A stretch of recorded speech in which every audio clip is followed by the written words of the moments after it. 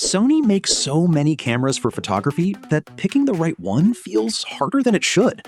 Full frame or APS-C, vlog body or hybrid alpha, and the price gaps are not small.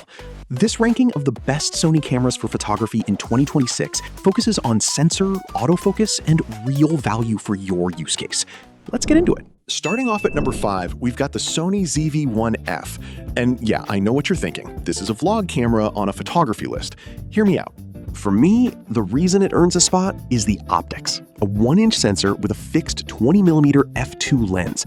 That combo gives you sharp, clean shots with shallow depth of field that your phone simply can't fake. For casual stills, street snaps, travel frames, this punches well above what most pocket cameras pull off. The catch, and I'm not going to dance around it, it shoots JPEG only, no RAW. So if your workflow is editing files in Lightroom and pulling shadows, this one is built for a different use case.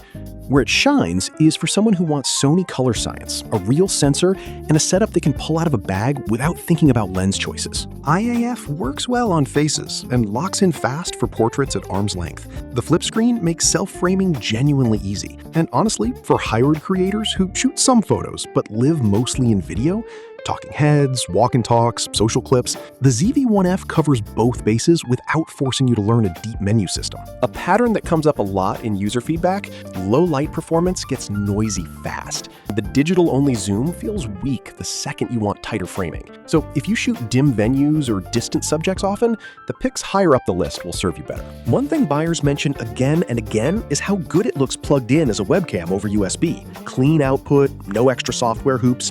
That's a real bonus if you stream or take a lot of calls and want to look sharp doing it. My take? This is the easiest entry point into the Sony ecosystem for someone who values portability and creator features over pro-grade stills flexibility. Straight up, it's a starter tool that punches above its weight. The link is in the description. At number 4, we've got the Sony a7 III with the 28 to 70mm kit lens. And this one is the easiest way into Sony full frame without going body only and stressing about glass on day one. For me, what puts this here is the sensor. 24 megapixels, full frame, 15 stops of dynamic range. Translation, you can underexpose a sky, lift the shadows in editing, and the file holds together. That kind of latitude is what you actually feel when you start working with RAW. The autofocus is the other piece. 693 phase detect points covering most of the frame, with IAF that locks on and stays locked. For portraits, kids running around, candid stuff at family events, you get keepers way more often than you miss. Now, here's the honest tension. The kit lens is the weak link. Buyers say it again and again. The body is in a different league than the 28 to 70. It's soft at the long end. The variable f3.5 to 5.6 aperture isn't your friend indoors. And a few owners report copy variation, where one side of the frame looks softer than the other. If yours looks uneven, get it swapped. That said, the lens is genuinely usable. Stop it down to f8 in good light, and for travel, street, landscapes, family stuff, it does the job. Most owners describe the same arc.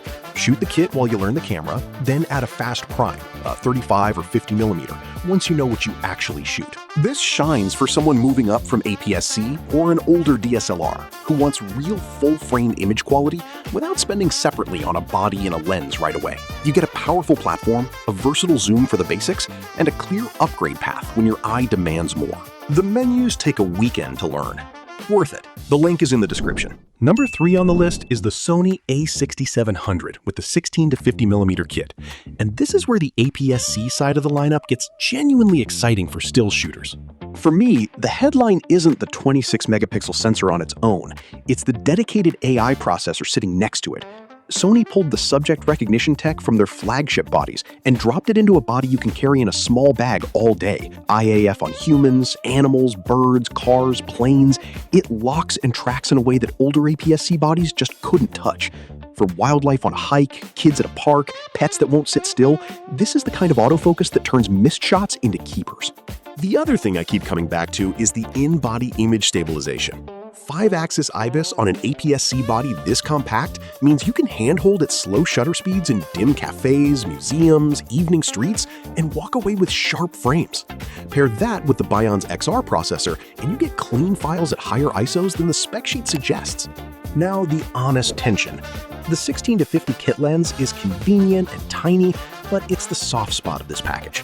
It's a power zoom designed more for video framing than critical sharpness, and the variable aperture struggles indoors. My read, shoot it while you learn the body, then put a Sigma 18-50 f2.8 or a 30mm prime on it, and the camera transforms.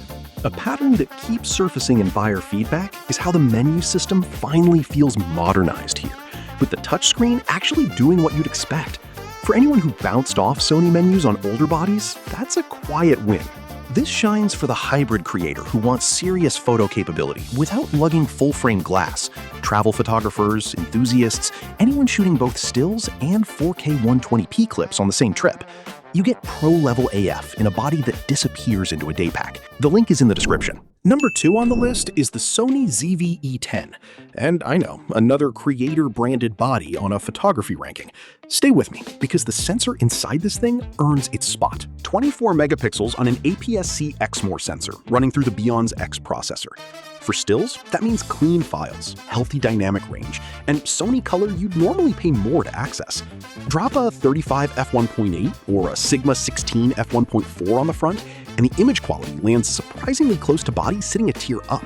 The autofocus is the other half of the case. Real-time IAF on humans and animals, fast lock-on, sticky tracking. For portraits, candid shots, pets that won't sit still, keepers go up, missed frames go down.